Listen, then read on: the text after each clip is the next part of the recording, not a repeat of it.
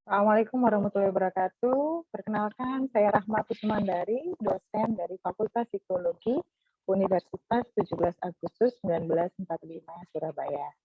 Kali ini saya akan menampilkan diri saya dalam video PDD UKTPT untuk Serdos gelombang 4 tahun 2021. Baik, dalam video ini saya akan menampilkan unjuk kinerja saya di Dharma Pendidikan atau Pengajaran untuk mata kuliah yang saya ampu konseling dan psikoterapi. Kode mata kuliah ini adalah 5120126 dengan jumlah SKS 6 SKS. Deskripsi dari mata kuliah ini, pada mata kuliah ini mahasiswa akan belajar tentang konsep-konsep teoritis mengenai konseling dan psikoterapi, dan diharapkan mereka dapat menguasai pendekatan-pendekatan yang digunakan dalam konseling dan psikoterapi dan termasuk tahapan-tahapan yang dilakukan dalam melakukan proses konseling dan psikoterapi.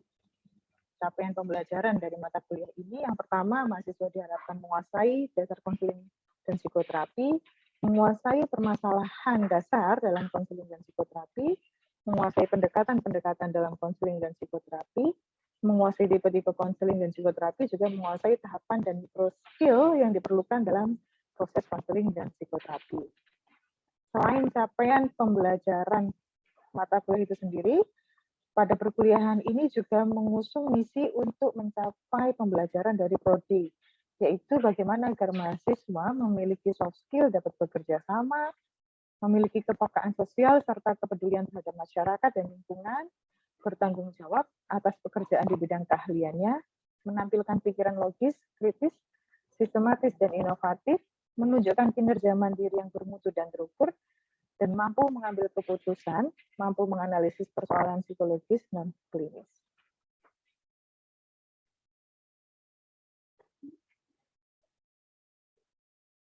FPS dari mata kuliah ini secara detail dapat diakses pada link berikut ini, bit.ly/berkas-serdos. Saya akan menampilkan salah satu contoh pertemuan saya pada topik terkait dengan pendekatan-pendekatan dalam konseling dan psikoterapi. Topik ini dibahas mulai dari tatap muka minggu ke-8 sampai dengan minggu ke-10. Karena perkuliahan ini 6 SKS, maka dalam satu minggu dipecah menjadi 2 pertemuan. Sehingga pada tatap muka minggu ke-8 ada tatap muka ke-15 dan ke-16. Kemudian di minggu ke-9 sampai 10 ada 4 tatap muka. Skenario-nya adalah, yang pertama, mahasiswa diminta diskusi dulu secara berkelompok terkait dengan pendekatan-pendekatan dalam konseling dan psikoterapi. Kemudian mahasiswa diminta memberikan presentasi dari hasil diskusi mereka. Pendekatannya untuk delivery dari mata kuliah ini, karena situasi memang sudah mulai kondusif di kota kami di Surabaya, maka pembelajaran dilakukan secara hybrid dengan menggabungkan metode asinkron dan sinkron. Kemudian dalam tatap muka ini dilakukan metode diskusi terarah dengan rujukan referensi yang telah ditentukan oleh dosen. Saat melakukan diskusi kelompok ini, mahasiswa melakukan tatap muka secara asinkron. Kemudian menyusun makalah dan bahan presentasi kelompok juga dilakukan secara asinkron. Presentasi hasil diskusi kelompok dilakukan secara sinkron dengan metode synchronous hybrid learning. Jadi ada beberapa yang melakukan perkuliahan secara luring dan ada beberapa yang melakukan perkuliahan secara daring. Media yang digunakan ada platform dari kampus kami yang bernama Elita untuk pembelajaran, kemudian Zoom, dan WhatsApp Group. Interaksi yang terbentuk dalam perkuliahan ini ada ketika diskusi antar mahasiswa dalam kelompoknya, kemudian saat presentasi dan tanya jawab, dan bagaimana dosen membungkus hasil diskusi mahasiswa ini di akhir sesi materi. Asesmennya dilakukan dengan kuis yang dalam bentuk Google Form yang dibagikan di WhatsApp Group setelah perkuliahan selesai. Berikut adalah platform Elita dari kampus kami yang kami gunakan untuk mendeliver materi-materi perkuliahan. Ini yang secara asinkron kami sampaikan pada Elisa pada minggu ke-8 di hari Senin. Perkuliahan ini dilakukan di Senin dan Rabu. Agenda pada pertemuan minggu ini adalah diskusi kelompok. Sebelumnya, setiap mahasiswa diharapkan sudah mempersiapkan diri dengan membaca terlebih dahulu topik-topik berikut: pendekatan psikoanalisa, pendekatan cognitive behavior, pendekatan gestalt, dan pendekatan humanistik. Materi tersebut dapat dibaca pada buku dari Gerald Corey dan Latipun. Nah, setelah melakukan pembacaan secara individu, silakan Anda diskusikan dalam kelompok Anda untuk mendapatkan pemahaman yang lebih mendalam. Setelah itu, hasil diskusi dituliskan dalam bentuk PowerPoint untuk dipresentasikan pada minggu selanjutnya. Lalu Elisa yang tertulis pada minggu selanjutnya, saya menuliskan di minggu ke-10 karena ada 4 pendekatan yang akan saya demonstrasikan di video ini adalah pendekatan gestalt dalam konseling dan psikoterapi yang akan disajikan pada pertemuan ke-10. Dan ini adalah kali pertama kami melakukan pembelajaran secara hybrid. Sehingga saya memberikan motivasi kepada mahasiswa bahwa hari ini kita akan belajar dengan cara berbeda. Semoga semangat kita tetap sama untuk belajar dan memotivasi mahasiswa untuk selalu bersemangat dalam belajar. Kemudian ada link presensi, lalu saya sampaikan agenda kita pada hari ini adalah presentasi hasil diskusi kelompok. Bagi mahasiswa yang terdaftar secara luring, hari ini silakan hadir di ruang Q301, dan bagi mahasiswa yang mengikuti secara daring, silakan bergabung melalui link Zoom di bawah ini. Berikut akan saya sajikan cuplikan video keadaan di kelas ketika pembelajaran secara hybrid.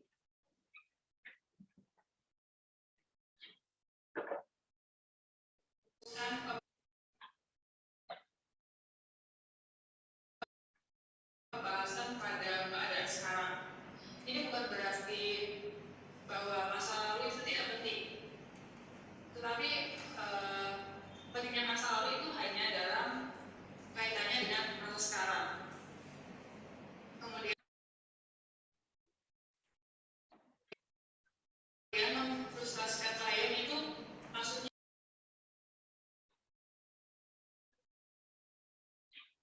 pembahasan pada keadaan sekarang. Ini bukan berarti bahwa masa lalu itu tidak penting, tetapi pentingnya masa lalu itu hanya dalam kaitannya dengan masa sekarang. Kemudian memfrustrasikan klien itu maksudnya.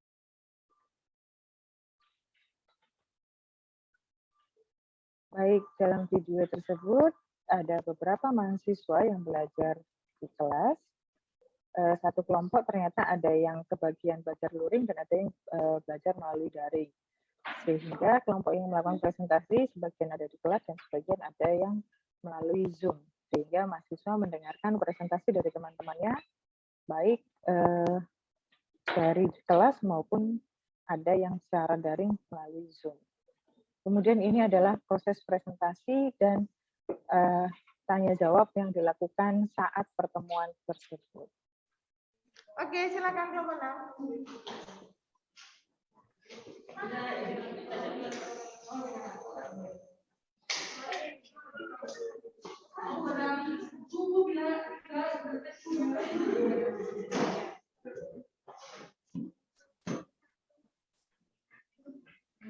Boleh berdiri, boleh duduk kursinya digeser, boleh. Atau ambil salah.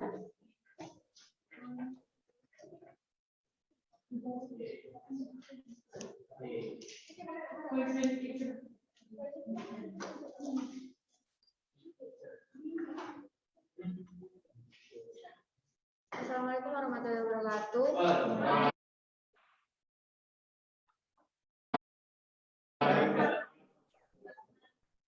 Selamat siang semuanya. Kami dari kelompok 6 akan mempresentasikan hasil diskusi dari kelompok kami yaitu pendekatan konseling humanistik.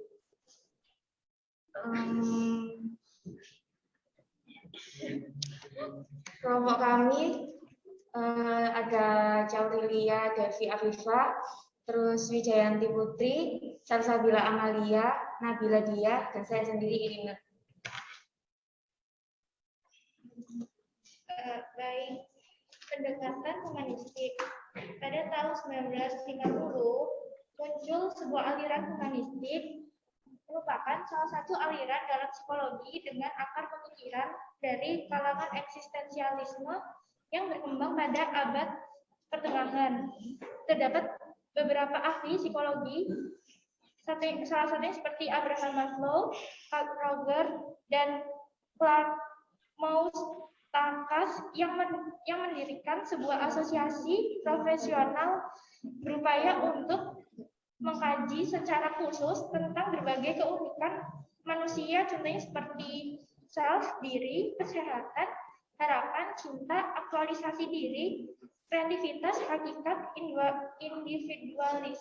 individualitas, dan sejenisnya. Psikologi eksistensial humanistik ini berfokus pada kondisi manusia. Pada konsep utama dari pendekatan eksistensial yang membentuk landasan bagi praktek terapeutik. Yang pertama yaitu kesadaran diri, yang kedua kebebasan, tanggung jawab, dan kecemasan, dan yang terakhir penciptaan makna.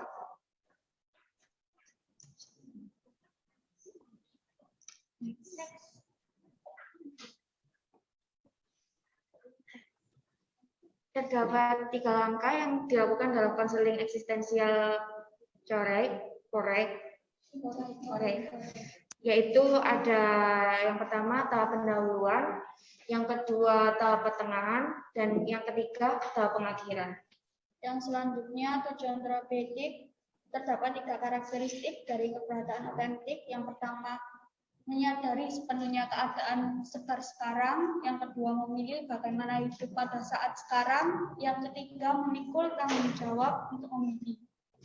Tujuan terapi eksistensial adalah meluaskan kesadaran diri klien dan karenanya meningkatkan kesanggupan kliennya, yakni menjadi bebas dan bertanggung jawab atas arah hidupnya. Next. Fungsi dan peran terapis. Tugas utama terapis ialah berusaha memahami klien sebagai ada dalam dunianya. Bohler dan Allen, para ahli psikolog humanistik, memiliki orientasi bersama yang mencangkup hal-hal berikut ini. Yang pertama, mengakui pentingnya pendekatan dari pribadi ke pribadi. Kedua, menyadari peran dari tanggung jawab terapis. Ketiga, mengakui sifat timbal balik dari hubungan terapeutik. Yang keempat, ada orientasi pada pertumbuhan. Selanjutnya, yaitu menekankan keharusan terapis terlibat dengan klien sebagai suatu pribadi yang menyeluruh.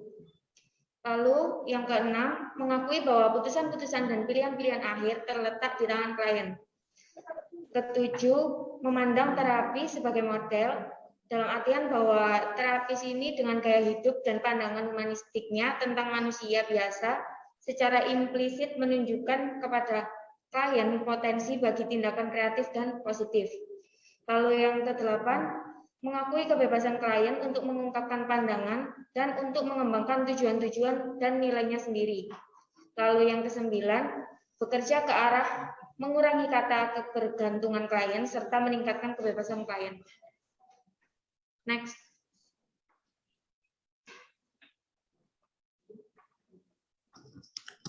Selanjutnya adalah hubungan antara terapis dan klien. Hubungan terapeutik sangat penting bagi terapis eksistensial. Hubungan dengan orang lain dalam karir yang otentik difokuskan pada ada tanda baca di sini dan sekarang. Penerapan teknik dan prosedur terapeutik. Pendekatan eksistensial humanistik tidak memiliki teknik-teknik yang ditentukan secara ketat. Titik prosedur bisa dipungut dari beberapa pendekatan terapi lainnya. Bugental menunjukkan bahwa konsep inti psikoanalisis tentang resistensi dan transfer bisa diterapkan pada filsafat dan praktek terapi eksistensial. Rollo May, seorang psikoanalisis Amerika yang diakui luas antara pengembangan psikoterapi eksistensial di Amerika, juga telah mengintegrasikan metodologi dan konsep-konsep psikoanalisa dalam psikoterapi eksistensial.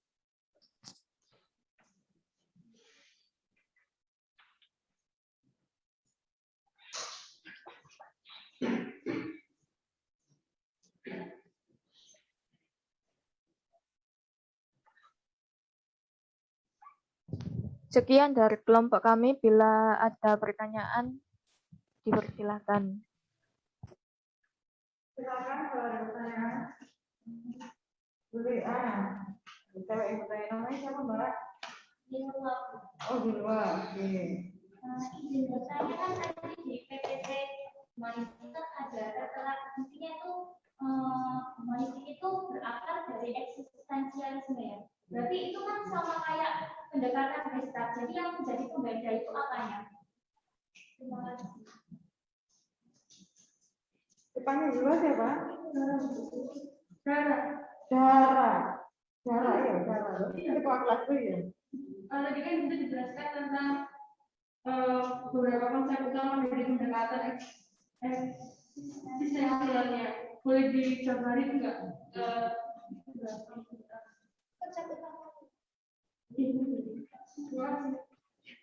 PPT-nya jangan ditutup dulu coba. Ini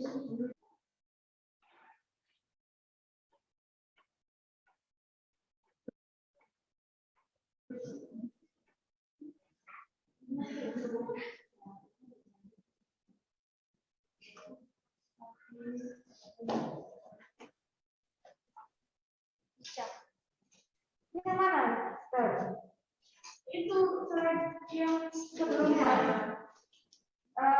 Sebelumnya itu berarti. slide yang tujuan Selain tujuan, nggak tahu. Yang ini tidak akan pendekatan sebelumnya itu. Oh, sebelumnya. Sebelumnya lagi. Iya, Itu ada kesadaran diri.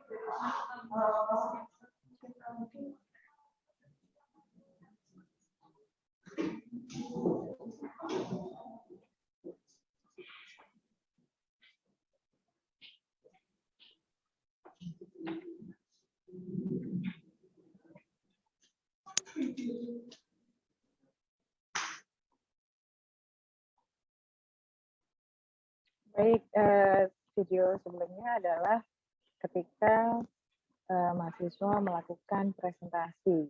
Sebelumnya sudah disimulasi, diberikan pemantik oleh dosen melalui platform Elitat agar mahasiswa berdiskusi secara berkelompok dan melakukan diskusi dan presentasi pada pertemuan ini. Tadi tampak bahwa ada mahasiswa yang juga memperhatikan temannya presentasi dan bertanya. Selanjutnya, di akhir sesi, dosen memberikan wrapping up dari materi yang sudah disampaikan untuk menyamakan pemahaman dari mahasiswa. Oke,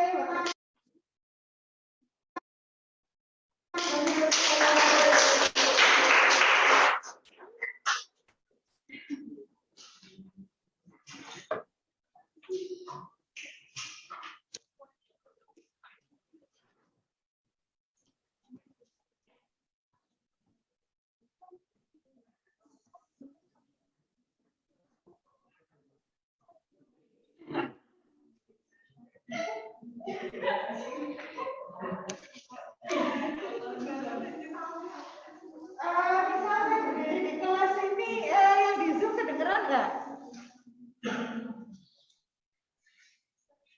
Halo teman-teman yang di Zoom kedengeran nggak? Dengar, Bu. Dengar, Bu. Dengar ya? Oke, jadi teman-teman nggak apa-apa kalau teman-teman masih belum bisa kognitif behavioral, kemudian gestalt sama humanistik gitu ya. Seharusnya sih sudah, tapi oke, karena konseling ini memang teman-teman akan lebih paham karena butuh jam terbang gitu ya. Teman-teman perlu praktek, dipraktekkan, maka teman-teman akan ketemu nanti, oh sebaiknya pakai yang mana dan harus bagaimana gitu ya.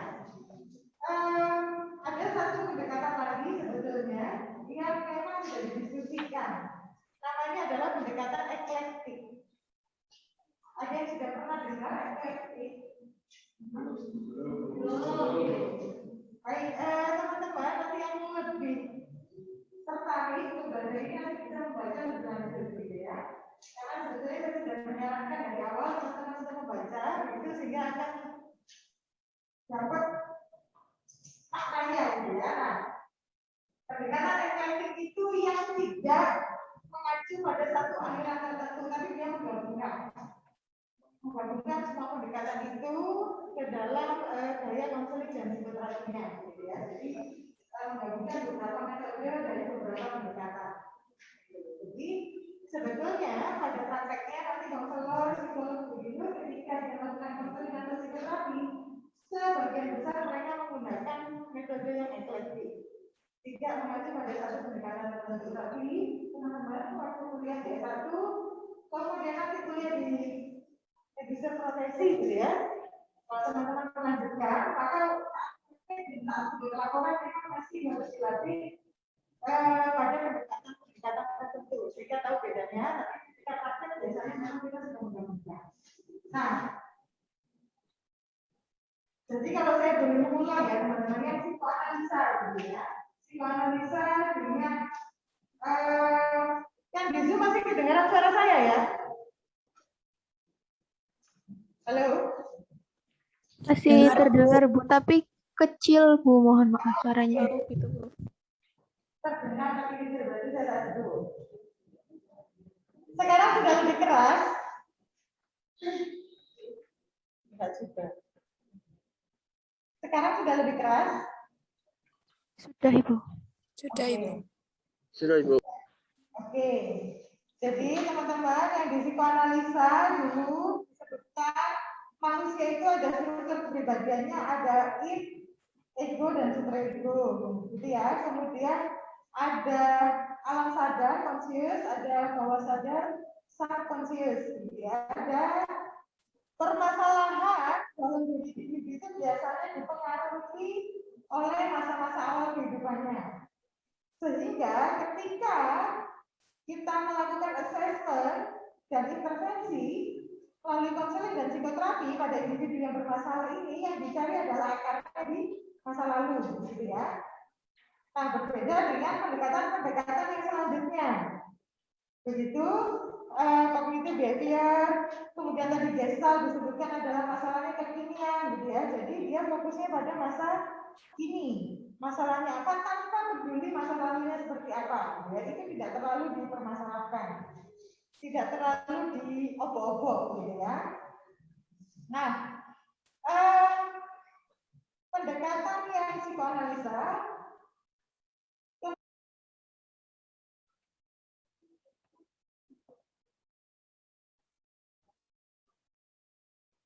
Baik, setelah pertemuan ini selesai, kemudian untuk menguji sejauh mana mahasiswa memahami materi yang diberikan, mahasiswa diberikan link untuk assessment berupa mengerjakan kuis. Link ini dibagikan melalui WhatsApp grup kelas. Terima kasih, sekian presentasi dari saya. Semoga presentasi ini bisa bermanfaat ke depannya. Assalamualaikum warahmatullahi wabarakatuh.